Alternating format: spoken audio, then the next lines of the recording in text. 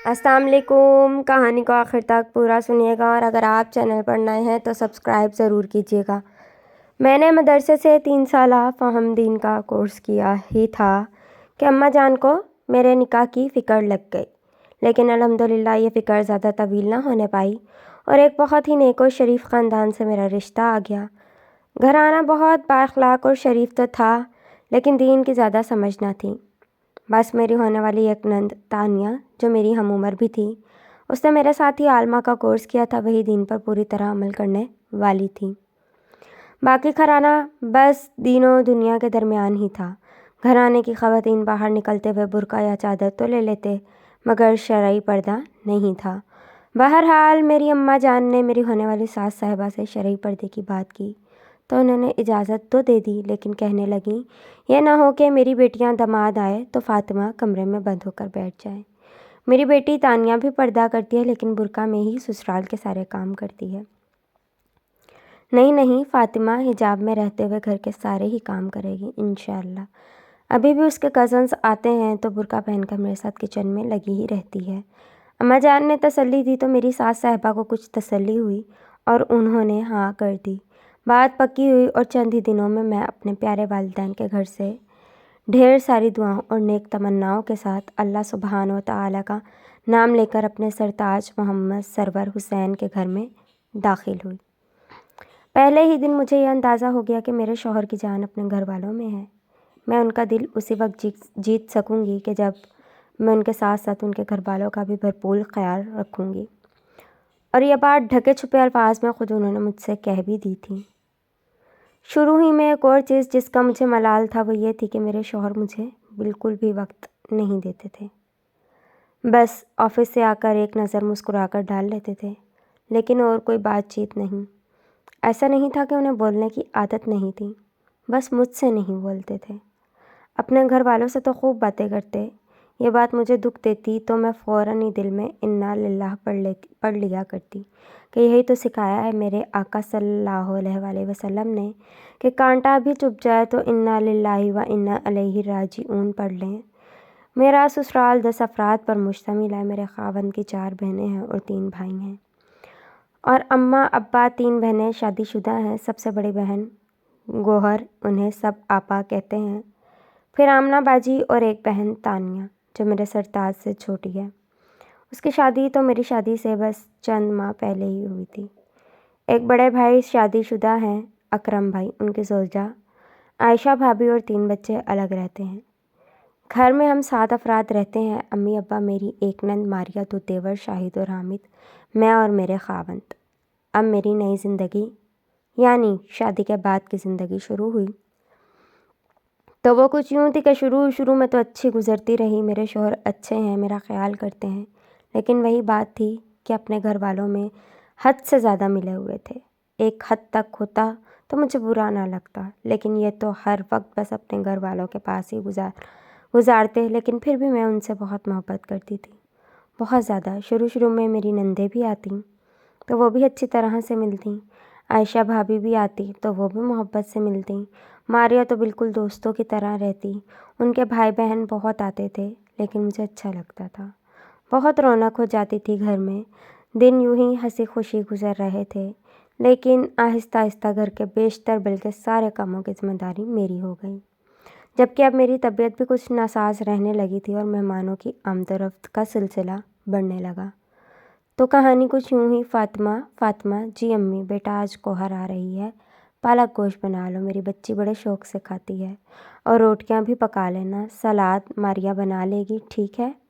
جی امی۔ زبان سے تو یہ کہہ دیا، لیکن دل کچھ اور کہہ رہا تھا۔ اف، ابھی تو 4 دن پہلے 2 دن رہ کر گئی ہے، یا آپا پھر آ رہی ہیں، لیکن ضمیر کو یہ بات پسند نہیں آئی اور اندر سے آواز آئی، بہت بری بات ہے فاطمہ، کیسی باتیں سوچتی ہو، ان کی امی کا گھر ہے، جتنا چاہیں آئیں۔ میں نے ضمیر کی بات کی تائید کرتے ہوئے لاحول پڑھا اور دل کی بات کو جھٹک کر کاموں میں لگ گئی، اور پھر تھوڑی ہی دیر میں آپا اپنے 2 عدد بیٹوں کے ہمراہ رونق افروز ہوئیں، تو 2 ہی لیکن بلا کے شریر پورا گھر سر پر اٹھا لیتے تھے۔ ہر کمرہ جنگ و جدل کا سماں پیش کر رہا ہوتا ہے، پورا دن گھر سمیٹنے میں ہی گزر جاتا ہے۔ بہرحال 2 دن گزار کر آپا اپنے گھر چلی گئیں۔ ابھی سکون کا سانس لیا ہی تھا کہ اگلے ہی دن ساسو ماں کی آواز آئی، فاطمہ بیٹا تانیہ آ رہی ہے، ایسا کرتے ہیں بریانی بنا لیتے ہیں۔ اچھا امی، یہ کہہ کر میں نے باورچی خانے کی راہ لی اور کام کاج شروع کیے۔ آج میری طبیعت بھی کچھ زیادہ ہی ناساز تھی، اس لیے بڑی مشکل سے کھانا وغیرہ بنایا اور باقی کام سمیٹنے لگی۔ ماریا بہت کم ہاتھ بٹاتی، بس کبھی ڈسٹنگ کر لی، کبھی سلاد رائتا بنا لیا، وہ بھی اس کے موڈ پر منحصر تھا۔ میری ساس ویسے اچھی تھی لیکن کام وام بالکل نہیں کرتی تھی۔ بہرحال تھوڑی دیر میں تانیہ آ گئی اور میں اسے خوش آمدید کہنے چلی گئی۔ السلام علیکم ورحمۃ اللہ وبرکاتہ۔ میں نے گرم جوشی سے سلام کیا تو اس نے بھی اسی طرز کا جواب دیا، لیکن میں جانتی تھی میری یہ گرم جوشی مصنوعی تھی۔ اس کے ہاتھ میں 2 بڑے بڑے بیگز دیکھ کر میں نے یہ اندازہ لگا چکی تھی کہ یہ بھی 3-4 دن کے لیے ہی آئی ہوگی، اور یہ سوچ کر میرا دل بیٹھا جا رہا تھا، لیکن میرا اندازہ صحیح نہیں تھا۔ بعد میں میری ساسو ماں نے بتایا کہ وہ 3-4 نہیں بلکہ پورے 6 دن کے لیے آئی ہے۔ خیر جیسے تیسے یہ دن بھی گزر گئے۔ اس کے جانے کے بعد اگلے ہی دن میں اپنی امی کے گھر چلی گئی اور میں بھی احتجاجاً 3 دن رہ کر آئی۔ مجھے اپنی نندوں کا ہر وقت کا آنا اتنا پسند نہ تھا، شاید اس کی وجہ یہ بھی تھی کہ آپا اور تانیہ کی کچھ باتیں مجھ سے برداشت نہ ہوتی تھیں۔ آپا کا تو آتے ہی غیبت پروگرام شروع ہو جاتا جس سے مجھے سخت چڑ تھی، اور تانیہ ایک عالمہ ہونے کے باوجود ایسے چست لباس پہنتی اور دوپٹہ بھی صحیح سے نہیں لیتی تھی کہ اسے دیکھتے ہی میں غم و غصے سے بھر جاتی۔ ہماری مدرسے کی باجی تو ہمیں ڈھیلے ڈھالے لباس کا درس دیتی تھی اور بڑے سے دوپٹے سے اپنے جسم کے بے غم کو چھپا لینے کی تلقین کرتی تھی، تو پھر اتنی بے احتیاطی کیوں؟ یہ سب باتیں مجھ سے برداشت نہیں ہوتی تھیں۔ میرے سسرال میں کام بہت تھے، ماسی آتی تھی، جھاڑو پوچھا کرتی تھی اور کپڑے دھوتی تھی، لیکن پھر بھی مجھے کاموں کا بوجھ بہت زیادہ محسوس ہوتا تھا، شاید اس لیے کہ میکے میں اتنا کام نہیں کیا تھا۔ ناشتہ، دوپہر کا کھانا الگ اور رات کا الگ، باورچی خانے کی صفائی اور برتن بھی میرے ہی ذمے تھے، اور ان دنوں طبیعت بھی میری کچھ ناساز تھی۔ پھر میاں صاحب کا مجھ سے باتیں نہ کرنا، میں اب کچھ چڑچڑی سی ہو گئی تھی۔ آمنہ باجی مجھے اچھی لگتی تھی، ان کی 2 بیٹیاں ہیں، بریرہ اور مریم، اور ایک بیٹا صالحہ، اور 8-10 دن میں ایک بار آتی ہیں، دوپہر میں اور شام میں اپنے خاوند کے ساتھ واپس چلی جاتی ہیں۔ ویسے بھی وہ بہت اچھی طبیعت کی مالک ہیں، مجھ سے بہت محبت کرتی ہیں۔ بہرحال اب میرے دل کی کیفیت آہستہ آہستہ بدلتی جا رہی تھی۔ کچھ کاموں کا بوجھ اور کچھ ہر وقت گھر میں ایک میلے کا سا سما اور کچھ میرے خاوند کی تھوڑی سی بے توجہی، ان سب باتوں کی وجہ سے میرے ذہن میں ہر وقت کھچڑی پکتی ہی رہتی۔ میرا مزاج بدلنے لگا، جو کہ میں ہر وقت مسکرایا کرتی تھی اداس اداس رہنے لگی۔ دل میں بھی ہر وقت الٹے سیدھے خیالات آتے رہتے، جو شاید بہت زیادہ برے تو نہیں لیکن مجھے لگتے تھے، کیونکہ میری عادت نہ تھی کہ الٹی سیدھی باتیں سوچوں۔ میں اپنی والدہ کی ہوئی تربیت سے بالکل ہٹ کر سوچنے لگی تھی، لیکن خیالات کے اس سلسلے کو اپنے دل و دماغ سے نکالنا میرے بس سے باہر تھا، کیونکہ حالات ہر روز کے ہی یکساں تھے۔ توبہ ہے، کتنا آتی ہیں ان کی بہنیں، اپنے گھروں میں ان کا دل ہی نہیں لگتا۔ پتہ نہیں کیسے اچھے شوہر ملے ہیں جو ہر وقت چھوڑ بھی دیتے ہیں، اوپر سے ان کے بچے انتہائی بندر، پورا گھر سر پر اٹھایا ہوا ہے۔ ان سے اپنے گھر میں ٹکا کیوں نہیں جاتا؟ اور امی کو دیکھو، فاطمہ یہ کر دو، فاطمہ وہ کر دو، میں کوئی نوکرانی تھوڑی نہ ہوں۔ ان کی اپنی بیٹی سے بولے نا، یہ تھی میری بری سوچ جو مجھے بالکل پسند نہیں آ رہی تھی، اور اپنی سوچ کی وجہ سے میں اپنی ہی نظروں میں گرتی چلی جا رہی تھی، مگر ان سے چھٹکارا پانا نہ جانے کیوں میرے بس سے باہر تھا۔ ایک دن میں کاموں میں مصروف تھی اور میرا دماغ سوچوں میں، کہ اچانک ایک نیا خیال آیا۔ میں نے تو مدرسے میں پڑھا تھا کہ عورت پر صرف اس کے شوہر کا حق ہوتا ہے، اور شوہر کے والدین بھائی بہن کا کوئی حق نہیں ہوتا۔ ایک عورت صرف اپنے شوہر کے لیے اپنا گھر چھوڑتی ہے، اور اگر وہ اپنے شوہر سے الگ گھر کا مطالبہ کرے تو یہ اس کا حق ہے کہ اسے الگ گھر دیا جائے۔ پھر میں کیوں کوہلوں کے بیل کی طرح ان لوگوں کی خاطر سارا دن خوار ہوتی رہوں؟ میری اور میرے شوہر کی تو کوئی زندگی ہی نہیں ہے۔ سارا دن کام کاج کے بعد شام میں جب یہ واپس آتے ہیں تو مجھ میں اتنی ہمت ہی نہیں ہوتی کہ میں ذرا اچھی سی تیار ہی ہو جاؤں۔ نہ ہم کبھی اکیلے بیٹھ کر بات کر سکتے ہیں، نہ ہم کبھی اکیلے سکون سے کھانا کھا سکتے ہیں۔ ہر وقت ہی ان کے گھر والے ہمارے سر پر ہوتے ہیں۔ بس ٹھیک ہے، بہت ہو گیا، اب مجھے اپنے حقوق کے لیے لڑنا پڑے گا۔ یہ فیصلہ میرے دل نے کیا تھا، لیکن ضمیر کہتا رہا یہ باتیں تمہیں زیب نہیں دیتی فاطمہ، تم ایک عالمہ ہو۔ لیکن دل نے ضمیر کو یہ کہہ کر تھپکی دے دی کہ عالمہ ہوں تو کیا ایسے ہی اپنی زندگی برباد کر دوں؟ یہ میرا حق ہے، میرا حق ہے، پر بڑا زور تھا۔ میرے دل میں ہر وقت یہی فلم چلنے لگی کہ میرا حق ہے، کوئی بات نہیں، یہ میرا حق ہے اور مجھے لڑنا ہے اپنے حق کے لیے۔ لیکن یہ آواز ابھی دل میں ہی تھی، زبان اس کو ادا کرنے میں میرا ساتھ نہیں دے رہی تھی۔ آج مجھے اماں جان کے گھر جانا ہے، میں نے اسپاٹ لہجے میں اپنے خاوند سے کہا جو دفتر کے لیے تیار ہو رہے تھے۔ ارے بھائی، ہماری انتہائی فرمانبردار بیگم کا انداز تو آج کچھ بدلا بدلا سا ہے۔ آج جو بات آپ نے بتائی ہے وہ تو ایک سوال کی شکل میں ہوا کرتی تھی، وہ بھی ایک مسکراہٹ کے ساتھ۔ سنیں، آج چلی جاؤں اماں جان کے گھر، آپ چھوڑ دیں گے؟ میرے خاوند نے ہنستے ہوئے میری نقل اتاری، لیکن میرا لہجہ برقرار رہا۔ اچھا نا، چلی جاؤں، آپ چھوڑ دیں گے؟ ہاں جی، میں چھوڑ دیتا ہوں، لیکن آج تو آپ اور تانیہ دونوں ہی آ رہی ہیں، کل چلی جانا۔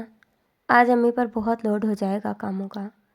سرور حسین صاحب، پاگل ہو چکی ہوں میں یہ مہمان نوازیاں کر کر کے، مجھے بھی انسان سمجھیں۔ ویسے بھی میں آپ کے گھر والوں کا مجھ پر کوئی حق نہیں، جن کی میں خدمت میں میرے دن رات صحت سبھی برباد ہو جاتے ہیں۔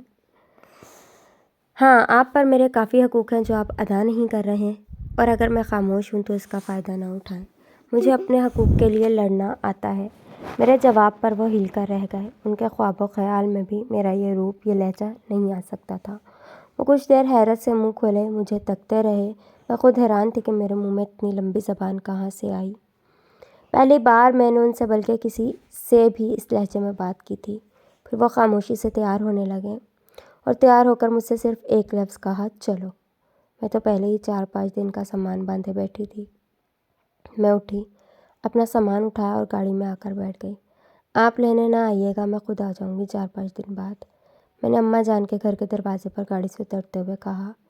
تو میرے خاوند نے مجھے پھر حیرت سے دیکھا، لیکن میں فوراً اتر گئی اور گھر کی گھنٹی بجا دی۔ گھر میں داخل ہوتے ہی اماں جان اور زینب نے مجھے گھیر لیا۔ بابا جان دفتر اور بلال مدرسے گیا ہوا تھا۔ سلام دعا خیریت کے بعد زینب نے گلے لگایا۔ اتنے دن کے بعد آئی ہیں بچوں آپ ہم کو یاد نہیں آتے کیا؟ نہیں چندہ، یاد تو آپ لوگ بہت آتے ہیں، بس کچھ مصروفیات ہی ایسی ہیں، بہت خاموش سی ہیں بچوں آپ۔ کیا بات ہے؟ نہیں، کوئی بات بھی نہیں ہے۔ پتہ ہے زینب، میں پورے 5 دن کے لیے آئی ہوں، میں نے بات بدلتے ہوئے کہا۔ واقعی؟ پھر تو بڑا مزہ آئے گا، زینب نے خوشی سے کہا۔ شام میں بابا جان اور بلال آئے تو وہ بھی بہت خوش ہوئے۔ اماں جان مجھے بڑی محبت کی نظر سے دیکھ رہی تھیں، لیکن ان کی آنکھوں میں کچھ سوال بھی تھے، اور میں خود ان سوالوں کا جواب دینے کو بےتاب تھی۔ اگلے دن صبح بابا جان اور بلال تو دفتر اور مدرسے چلے گئے، اور زینب ناشتے کے برتن سمیٹنے باورچی خانے میں چلی گئی، تو میں اماں جان کے پاس جا کر بیٹھ گئی۔ فاطمہ، اماں جان نے کچھ کہنا چاہا۔ جی اماں، کیا بات ہے؟ اتنا چھوٹا سا منہ ہو گیا ہے تمہارا اور اتنی خاموش سی کیوں ہو؟ کیا ہوا میری شہزادی کو؟ کچھ نہیں اماں جان، میں نے مسکراتے ہوئے کہا۔ میری کچھ کہنے کی ہمت ہی نہ تھی فاطمہ، میں تمہاری ماں ہوں، تم اپنی اس بناوٹی مسکراہٹ سے کسی کو بھی بیوقوف بنا سکتی ہو، لیکن مجھے نہیں بیٹا۔ اماں جان، میری آنکھوں میں آنسو آ گئے۔ بولو میرے بچے، کیا بات ہے؟ اماں جان، کوئی ایسی بڑی بات تو نہیں، لیکن چھوٹی چھوٹی بہت سی باتوں نے مل کر مجھے بہت پریشان کیا ہوا ہے۔ مثلاً یہی کہ اتنے کام ہیں ان کے گھر میں، ہر وقت ان کی بہنیں آتی رہتی ہیں، کوئی سکون کا سانس بھی نہیں لے سکتی میں، اور یہ تو بس شاید اسی لیے لے کر گئے ہیں مجھے کہ ان کے گھر کے کام ہو جائیں بلا معاوضہ۔ میں نے بلا معاوضہ پر زور دیتے ہوئے کہا، یہی بات ہے کیا کوئی اور بھی بات ہے؟ مجھ سے کچھ چھپانا نہیں بیٹے، میں دعا بھی کروں گی اور کوئی اچھا مشورہ بھی دینے کی کوشش کروں گی۔ نہیں اماں جان، صرف یہ بات نہیں ہے، سرور مجھے بالکل بھی وقت نہیں دیتے ہیں، میں سارا دن کام کرتے کرتے تھک جاتی ہوں، لیکن یہ دفتر سے آنے کے بعد اپنی امی کے ساتھ بیٹھے رہتے ہیں یا پھر بھائی بہن کے ساتھ، میرے ساتھ تو کبھی بھی نہیں بیٹھتے۔ کوئی کام کی بات کرنی ہو تو بھی ان سے وقت لینا پڑتا ہے۔ اماں، میں بہت پریشان ہوں، سب سے زیادہ غصہ تو مجھے ان کی بہنوں پر آتا ہے جو ہر روز یہاں رہنے آ جاتی ہیں۔ میں 1 منٹ کو رکی۔ اماں جان خاموشی سے میری باتیں سن رہی تھیں۔ اماں جان، ایک بات بولوں؟ آپ ناراض تو نہیں ہوں گی؟ نہیں، کہو۔ میں نے ڈرتے ڈرتے اپنے دل کی بات زبان پر لانی شروع کی۔ اماں جان، میں نے مدرسے میں پڑھا تھا کہ عورت پر اس کی ساس، نند، دیور کا کوئی حق نہیں ہوتا، وہ چاہے تو ان کا کوئی کام نہ کرے، اور اگر عورت اپنے شوہر سے الگ گھر کا مطالبہ کرے تو شوہر پر اس کا یہ حق ہے کہ اسے الگ گھر لے کر دے۔ اماں جان، ایک عورت چٹنی روٹی کھائے لیکن وہ اور اس کا شوہر ایک الگ گھر میں رہیں، اس گھر کی مالکن بس وہ عورت ہی ہو تو کتنی خوبصورت زندگی ہوگی نا۔ بیچ میں کوئی تنگ کرنے والا نہیں ہوگا، اپنی مرضی سے ہر کام ہوگا۔ بس اماں جان، میں نے فیصلہ کر لیا ہے، یہ میرا حق ہے اور اب میں سرور سے اپنے حق کا مطالبہ ضرور کروں گی، ضرور۔ اور اگر انہوں نے انکار کیا تو میں اپنے حق کے لیے لڑوں گی، چاہے جو بھی ہو۔ اماں جان مجھے حیرت اور افسوس سے تک رہی تھیں، شاید وہ سوچ رہی تھی کہ ان کی بیٹی کی ایسی سوچ بھی ہو سکتی ہے۔ اپنی سوچ پر تو میں خود بھی حیران تھی، اور مجھے واقعی اپنا آپ یہ سب خود غرض باتیں سوچتے ہوئے برا لگ رہا تھا، لیکن یہ سب بہت ضروری بھی تھا ایک خوبصورت پرسکون زندگی کے لیے۔ تم اپنے اس فیصلے سے مطمئن ہو فاطمہ؟ اماں جان نے دکھ بھرے لہجے میں مجھ سے پوچھا تو مجھے اپنی سوچ پر بڑا ہی غصہ آیا، ضمیر بھی جاگ گیا اور کچھ کہنا چاہا، لیکن میں اپنے موقف پر ڈٹی رہی۔ ہاں اماں جان، مجھے اندازہ ہے کہ اس وقت آپ کو میری سوچ پر دکھ ہو رہا ہوگا۔ آپ سوچ رہی ہوں گی کہ میں نے تو اپنی بیٹی کی تربیت اس طرز پر نہیں کی تھی۔ سچی بات یہ ہے کہ میں خود اپنی اس سوچ پر حیران ہوں۔ مجھے اندازہ ہے کہ میری یہ سوچ اتنی اچھی نہیں، لیکن اماں اس وقت میری زندگی بہت کٹھن ہے اور یہ سب میرا حق بھی ہے، اور مجھے یہ میرے حق اللہ نے دیا ہے۔ یہ تمہارا حق ہے، تم نے بتایا کہ یہ تم نے مدرسے میں پڑھا تھا، ہے نا؟ جی اماں جان، تو بیٹا مدرسے میں تو اور بھی بہت کچھ پڑھا تھا، یہ بھی تو پڑھا تھا کہ حضور اکرم صلی اللہ علیہ وآلہ وسلم کی ضمانت ہے اس شخص کے لیے جو فتنے کے ڈر سے اپنا حق چھوڑ دے اور کہ جنت کے بیچوں بیچ محل دلوائیں گے۔ اماں جان کی یہ بات کرنٹ کی طرح میرے اندر تک سرایت کر گئی، اور تمہارے ذہن میں یہ بات جو بیٹھ گئی ہے کہ تمہارے سسرال والوں کا تم پر کوئی حق نہیں اور ان کے کام کاج میں تمہاری دن رات ضائع ہو رہے ہیں، تو تم نے یہ بھی تو پڑھا ہوگا کہ اللہ نیکی کرنے والوں کو پسند کرتا ہے۔ اماں جان کی اس بات نے مجھے پھر جھنجھوڑ دیا۔ اگر حق نہیں ہے ان کا ہم پر تو ان کو ایک گلاس پانی پلانا بھی تو نیکی ہے، احسان ہے، جس کے لیے اللہ تعالیٰ فرما رہے ہیں کہ وہ نیکی اور احسان کرنے والوں کو پسند کرتے ہیں۔ لیکن گھمنڈ نہ ہو کہ میں نے ان کے لیے یہ کیا وہ کیا، میرے تو ان پر بڑے احسانات ہیں، کیونکہ میرے بچے احسان کرنا جتنی بڑی نیکی ہے، احسان جتلانا اتنا ہی بڑا گناہ ہے۔ یہ کبھی نہ سوچنا تمہارا تو دن رات شوہر کے گھر والوں کی خدمت میں گزر رہا ہے، تو تم اللہ تعالیٰ کی کتنی پسندیدہ بندی ہوگی۔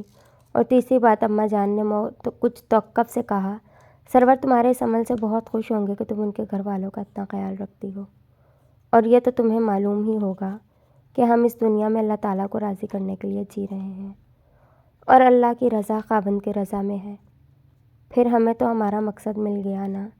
میں گنگ ان کی باتیں سن رہی تھی۔ میری بچی، مجھے پتہ ہے یہ سب بہت مشکل ہے، لیکن اس سے دنیا کا سب سے عظیم کام ہو رہا ہے، اللہ راضی ہو رہا ہے۔ نفس راحت مانگتا ہے، آرام و سکون مانگتا ہے، زندگی میں خوشیاں مانگتا ہے، لیکن نفس کو خوش کرنے کے لیے بڑی محنت کرنی پڑے گی، جس میں فتنہ و فساد بھی ہوگا، پھر بھی اس سے نفس نے خوش نہیں ہونا اور وہ اور مانگے گا، اور انسان کی پوری زندگی اس اور کے حصول میں صرف ہو کر رہ جائے گی۔ اس وقت بھی تم بہت محنت کر رہی ہو، لیکن یہ سب بے سود نہیں، تمہارا دن رات صحت بیکار میں ضائع نہیں ہو رہے بلکہ اللہ کی راہ میں لگ رہے ہیں۔ جب تم یہ سب کام اللہ تعالیٰ کو راضی کرنے کی نیت سے کرو گی تو پھر یہ سب اتنا مشکل نہیں لگے گا۔ یہ سب مشکل تو ہوتا ہے، لیکن پھر ایسا اجر ملے گا اللہ کے یہاں کہ آنکھیں ٹھنڈی ہو جائیں گی انشاءاللہ۔ رہی یہ بات کہ تم تھک جاتی ہو، تو اس کا علاج بھی تو بتایا ہے نبی کریم صلی اللہ علیہ وآلہ وسلم نے۔